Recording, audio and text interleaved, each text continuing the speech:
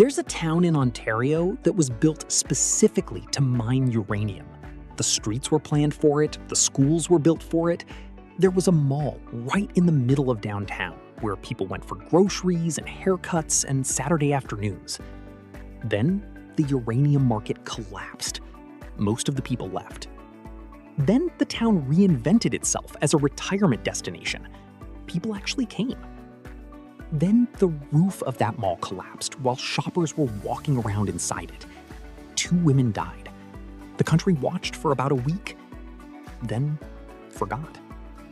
Today, you can buy a house in that town for under $160,000. That's number 1 on this list, and you're gonna have to stay until the end to hear the full story.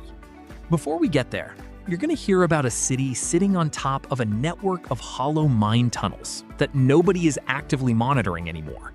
A town built directly beside a toxic lake that sat open in a residential neighborhood for most of the 20th century.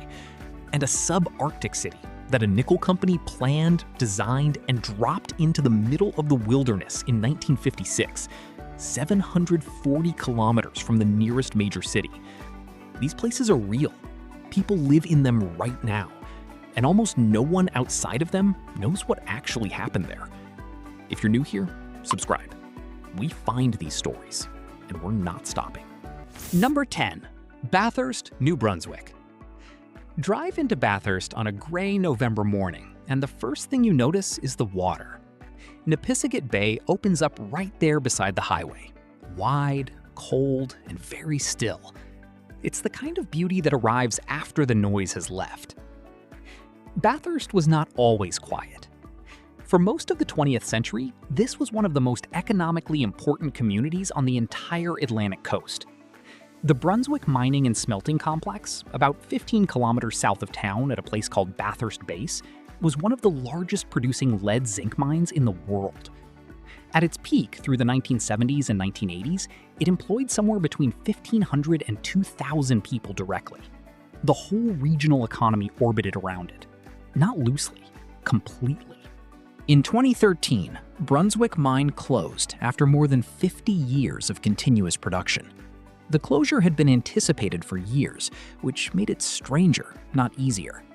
The community had time to see it coming, and no clear way to change the outcome. The bleed out that followed was slow and steady. Businesses closed because the workers stopped coming in. Schools consolidated because there weren't enough children left to fill them. The tax base shrank. Young people, the ones who might have stayed if there had been something to stay for, found reasons to be somewhere else. Alberta, Ontario, anywhere the jobs were. Today, the average home price in Bathurst sits around $165,000.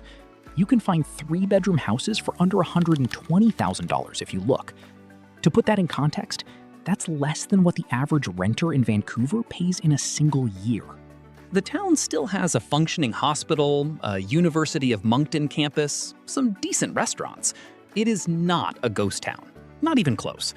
But there's a difference between a town that's alive and a town that's thriving. And Bathurst has been trying to convince itself those two things are the same for a while now. You can feel that tension if you spend more than a day here, in the empty storefronts downtown, in the conversations with people who describe things as holding on, in the streets that are just a little too quiet on a Friday afternoon. From Bathurst, we shift west, much further west. Number 9. Portage La Prairie, Manitoba. About an hour west of Winnipeg, the land flattens out so completely that you can see the curvature of the earth from the highway. That's not exaggeration. The Red River Plain here is some of the most perfectly level terrain on the continent. Drive it at the right time of day, and it looks like someone ironed the whole province. Portage La Prairie sits right in the middle of it. This town is older than most people realize. The Northwest Company had a trading post here in the 1790s. The Canadian Pacific Railway came through in 1882, and for a brief, hopeful window, Portage was considered a genuine rival to Winnipeg for dominance of the Western Prairies. It didn't win that competition, but for a long time, it held on just fine. The population today sits around 13,000, which sounds stable until you look at the direction it's been moving, slowly declining since the 1990s. Agriculture is still the economic foundation. The land around Portage-la-Prairie is extraordinarily productive. But modern farming takes fewer and fewer people to operate. A family that once employed 10 hands now runs the same acreage with 2 or 3 people and GPS-guided equipment. So the people who used to work the land, or supply those who worked it, or teach their children, they started leaving. Not all at once, one family at a time, across 2 decades. The average home price is below $200,000. Some of the older houses in the established neighborhoods are genuinely solid, well-built prairie craftsman homes from the early 20th century with good bones and wide lots. Real value here if you're looking for it. But value requires buyers, and buyers require confidence in the future of a place. Walk the main street on a Tuesday afternoon and count the open storefronts. Then count the empty ones. The math is not encouraging. There's a term used in small-town planning circles, managed decline. Nobody in Portage uses it out loud, but the papered-over windows are saying it whether anyone wants them to or not. From here, we move north and west into Saskatchewan. Number 8, Prince Albert, Saskatchewan. Prince Albert calls itself the gateway to the north. That's geographically accurate. It's the last city of any real size before Saskatchewan's road network thins out and the province turns into boreal forest and lakes that don't have names on most maps. But there's another kind of gateway that defines this place, and the tourism board doesn't put it on the brochure.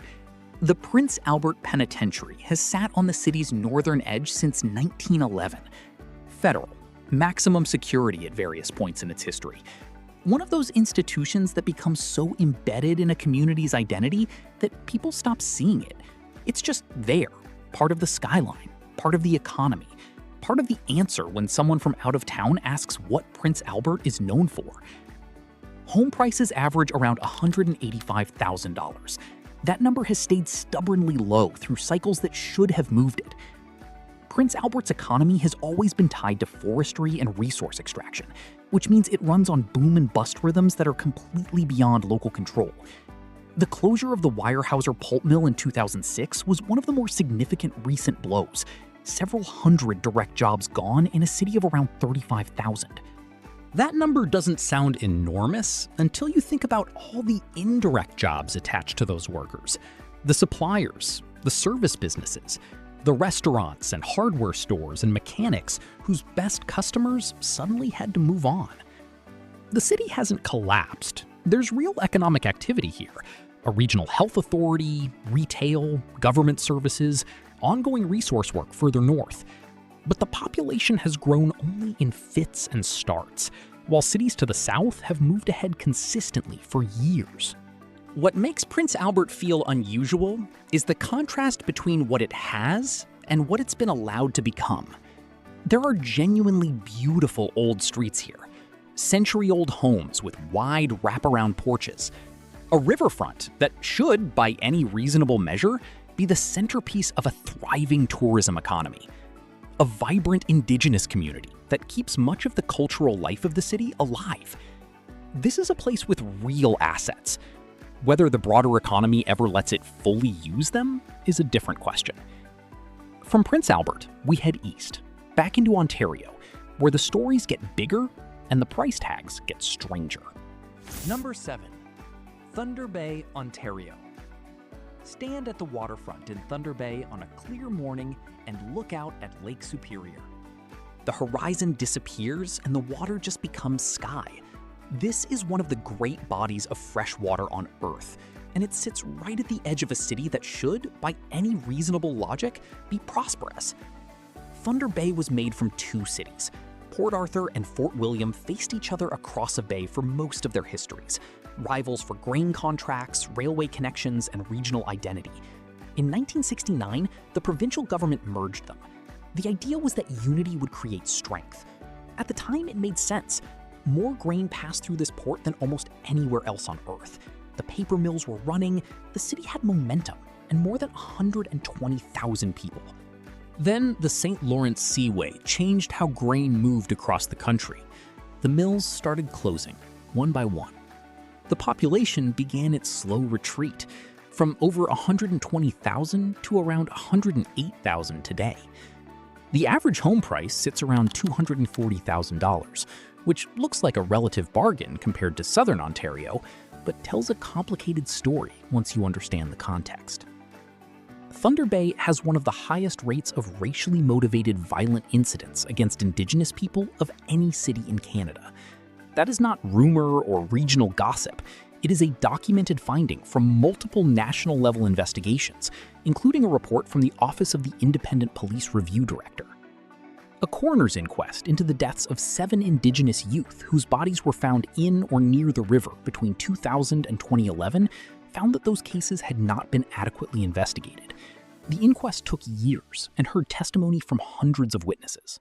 The city has a real arts community, a stunning lakefront, some excellent local businesses. People who live here love a lot of things about it and will tell you so directly. But the problems that keep Thunder Bay's prices lower than its geography and infrastructure should allow are not problems you solve by building more condos. They go deeper than that, and the city knows it. Number 6, Timmins, Ontario. In the spring of 1909, a prospector named Benny Hollinger was working the bush near Porcupine Lake in northern Ontario when he found gold. Not traces, not a promising vein. He found gold so close to the surface, so abundant, that the discovery triggered one of the greatest mining rushes in Canadian history. The Hollinger mine that followed became one of the most productive gold mines ever operated on this continent. Over its lifetime, from 1910 to 1968, it produced more than 19 million ounces of gold. 19 million ounces! At today's prices, that's wealth measured in the hundreds of billions of dollars. Almost none of it stayed in Timmins. The town grew fast, and it grew rough. Mines, boarding houses, sawmills, men with money and men without. By the mid-20th century, Timmins had settled into something resembling a real small city. Gold, copper, and zinc were all being pulled from the region. Things felt durable. They weren't quite. Each boom cycle shortened. Each bust lingered a little longer. The population today sits around 41,000, roughly the same as it was in the early 1970s. Decades of resource wealth passing through this community, and the population needle barely moved. You can buy a house here for around $220,000. The housing stock in the older neighborhoods is actually quite solid. Miners built things to last, and it shows in the construction. These are real homes. Shania Twain grew up in Timmins. That fact comes up quickly in conversation here. There's a museum dedicated to her, a boulevard named after her, a tribute act that tours locally. It's genuine community pride. But it's also a little bit of what happens when the biggest name a place can point to is someone who left decades ago and built her career somewhere else entirely. The Porcupine Gold Camp, which surrounds Timmins, is still considered one of the most geologically promising mining regions in Canada. New exploration happens regularly. The gold is not gone. But the era of it meaningfully changing this town's trajectory is probably behind it. From northern Ontario, we move to Cape Breton, where the story gets darker and the ground gets more complicated. Number 5, Sydney, Nova Scotia. There's a place on the edge of Sydney Harbor in Cape Breton that locals have called the Tar Ponds for as long as most of them can remember. The government's official name for it now is the Sydney Tar Ponds Remediation Site. Clean, technical, past tense. The reality was none of those things. The Sydney Steel Plant, known locally as Cisco, operated continuously from 1901 to 2001. 100 years of steel production on the eastern edge of Cape Breton Island. At its peak, it employed thousands of people and was the economic anchor for the entire region. The company town identity of Cape Breton was built substantially around it. Steel production creates waste, and for most of those 100 years, the byproducts of Cisco's coke ovens, coal tar, benzene, naphthalene, polycyclic aromatic hydrocarbons, heavy metals, were deposited at the adjacent site, washed by rain into Mugga Creek, and carried from there into the harbor. By the time national attention arrived in earnest in the 1980s and 1990s, The site contained an estimated 700,000 tons of contaminated sediment spread across roughly 50 acres of waterfront land.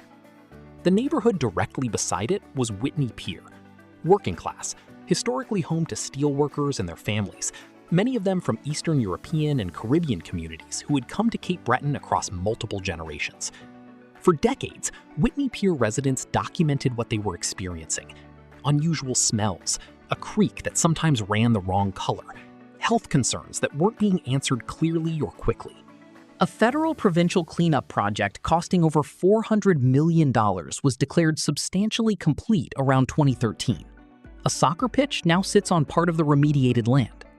Cisco's closure in 2001 took thousands of jobs from a region that had no replacement industry waiting in line. Cape Breton has been losing people ever since. Average home prices in Sydney today sit around $175,000. The natural beauty here is extraordinary. The cultural richness is real. Cape Breton has some of the warmest community character in Atlantic Canada, and a music tradition that draws people from across the world. But the ground under parts of this city was systematically poisoned for a century. The cleanup happened. What it was cleaning up doesn't unhappen. Back to New Brunswick now, for a smaller town that most Canadians have never heard of, and probably should have by now. Number 4. Campbellton, New Brunswick. Campbellton sits on the south bank of the Restigouche River, looking north across the water at the Quebec shore. The river here is wide and cold and extraordinarily clear, running through a valley carved out by glaciers between the Appalachian highlands of New Brunswick and the hills of southern Quebec. It's the kind of setting that, in a different economic era, would have made this town famous. The Restigouche was already famous, just not for reasons that benefited the town much. By the 1870s and 1880s, the river was considered one of the finest Atlantic salmon fishing rivers in the world, so prized that private clubs from the United States began purchasing stretches of riverbank and effectively locking out the local fishermen who had worked those waters for generations. In 1880, a group of American industrialists formally established the Restigouche Salmon Club. That club still operates today. They have been fishing that river for over 140 years, while the town beside it went through cycles of growth, decline, and quiet contraction. Campbellton was incorporated in 1889 and built its early economy on forestry and the intercolonial railway. For a while, it had real momentum, a regional hub, connected and functional, with a population that suggested a real future. Today, the population is around 7,000, down from over 10,000 in the 1970s. The average home price is around $130,000, one of the lowest figures for any incorporated municipality in the entire country. The geography that makes Campbellton beautiful also isolates it. Mountains to the south, the Quebec border to the north. It's not on the way to anywhere in particular. When the railway lost relevance and the mills contracted, there was no obvious replacement economy within reach. Above the town, Sugarloaf Mountain rises steeply into a provincial park with a ski hill that surprises people with its vertical drop. From the summit, on a clear day, the river valley stretches in both directions, and the view across into Quebec is one of the best in the Maritimes. From up there, you can see the whole town at once. The river, the 7,000 people who stayed, the main street below. The next town on this list didn't just shrink, it was invented from nothing, and now it's being slowly unmade. Number 3. Thompson, Manitoba. Thompson, Manitoba does not exist by accident. It exists because a company needed it to. In 1956, Inco, the International Nickel Company, then one of the most powerful mining corporations in the world, confirmed the existence of a massive nickel deposit buried in the subarctic muskeg of northern Manitoba along the Burntwood River. There was no town there, no road worth calling a road, just Canadian Shield, boreal forest, and a winter that arrives in September and doesn't really leave until May. So Inco built one. They hired urban designers, planned the streets, constructed houses and hospital and schools and an arena and a commercial district.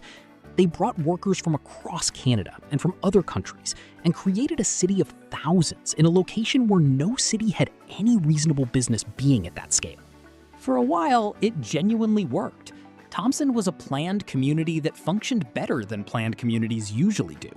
By the 1980s, the population was around 20,000. There were businesses, a civic culture, multiple generations of families who had known no other home. A significant indigenous population from surrounding First Nations communities moved to Thompson for services, housing, and opportunity. It was, by any northern Manitoba standard, a real city. Then, Vale, the Brazilian mining corporation that acquired Inco in 2006, began scaling back. The copper smelter, which had run continuously since 1961 and employed hundreds of people directly, was shut down in 2018.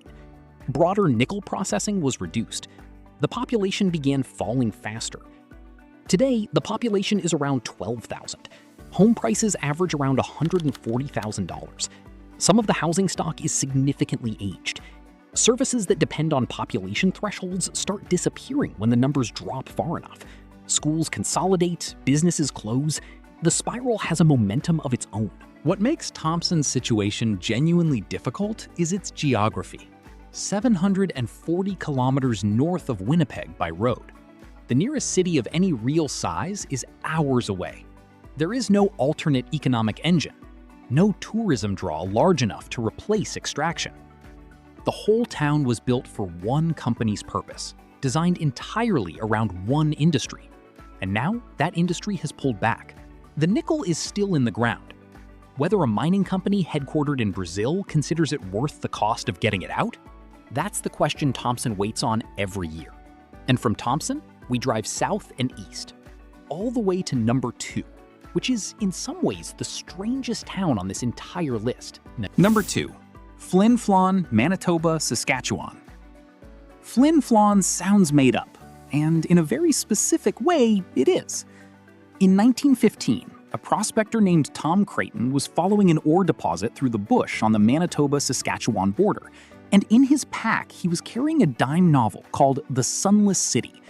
The story followed a fictional professor named Josiah Flintabaity Flonatine, who discovers an underground kingdom at the bottom of a lake. The ore was real. Eventually, Hudson Bay Mining and Smelting moved in, built a concentrator, then a smelter, then a town. The town they built straddles the provincial border so directly that some streets in Flin Flon cross from Manitoba into Saskatchewan mid-block. The mayor of Flin Flon governs territory in 2 provinces. There is a brass marker embedded in the sidewalk in one part of town indicating the exact provincial boundary line running beneath your feet. The mine ran for over 90 years. It produced copper, zinc, gold, silver, and cadmium. And the whole time it ran, the underground workings expanded continuously beneath the town. Tunnels, shafts, excavated chambers going deeper and wider year after year, while the streets and houses and businesses above them carried on as if none of it was happening below. Hudson Bay Mining closed the main underground mine in 2010. The smelter followed. The population, which had been around 7,000 in the 1990s, is now under 5,000 and still declining. A smaller open pit operation continues nearby, but it employs a fraction of what the underground mine once did. You can buy a house in Flin Flon for as low as $80,000, sometimes less. These are real houses, solid construction, full lots. The structures themselves are not the problem. The problem is what's underneath them. The underground workings are no longer actively maintained. The network of tunnels that expanded for nearly a century beneath the homes and streets and businesses of this town, nobody is monitoring in real time what's happening down there. Whether voids are shifting, whether the ground above them remains as stable as it looks from the surface. The municipality and the province are aware of this. The tools available to address it are limited. It's an engineering reality that gets discussed quietly and resolved slowly, if at all. And the houses keep getting cheaper, which usually means that somebody, somewhere, has already done the math. If that unsettles you, number 1 has been waiting this entire video. Now we're here. Elliot Lake sits roughly 150 kilometers east of Sault Ste. Marie, tucked into the northern edge of the Algoma Highlands. Drive in for the first time, and it will surprise you. The lakes are real. The Canadian Shield scenery is genuinely beautiful. The town is clean and quiet and orderly in a way that suggests someone put serious thought into laying it out. They did.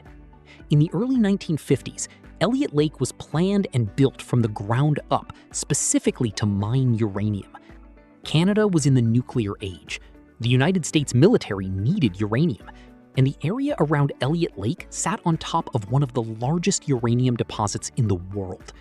12 mines eventually operated simultaneously in the surrounding region. The population climbed to around 25,000. The federal government, in documents from the era, called it a model city. Streets were designed, schools were built. There was a shopping mall right in the middle of downtown, the Algo Center Mall, where people went for everything from groceries to clothing to Saturday afternoons with the family. It was the commercial heart of a planned community that had been told it had a future. Then, the American military stopped purchasing Canadian uranium in the 1980s. The market collapsed. The mines closed one by one. By the early 1990s, the population had dropped to around 13,000. Half the city gone. The town stared into the prospect of total economic collapse. Today, the average home price in Elliot Lake is around $155,000. People still choose to live here, and many of them are happy they did. The lakes are real. The community is genuine. The air quality is real. But there are uranium tailings near residential areas that are still being actively monitored by the federal government. There were posted warning signs near old mine infrastructure on the edges of town. The town that was called a model city, that became a retirement haven, that had its downtown mall collapse on a Tuesday afternoon. It's still here, still functioning, still largely invisible to the rest of Canada. Most of the country hasn't thought about Elliot Lake since the week of the collapse in 2012. And that might be the truest thing you can say about every place on this list. They're still there. Their histories are real, and almost no one is paying attention. Here's what stays with you after going through all 10 of these places. Every single one of them made sense at one point. Someone planned them, someone built them, families raised children in them, expected futures in them, built entire lives on the assumption that the mine or the mill or the industry would keep going. The cheap prices you see today are not some random market quirk. They're a document, a record of what happened, who left, and what wasn't enough to make them stay. Elliot Lake had a mall collapse while people were shopping inside it. FLIN sits on top of a network of tunnels no one is actively monitoring. Sydney spent a century poisoning a residential neighborhood and called a $400 million cleanup done. These stories are real. They've always been there. They're just not the ones that get told at the loudest volume. There are more of them. A lot more. Subscribe. We're going to keep finding them.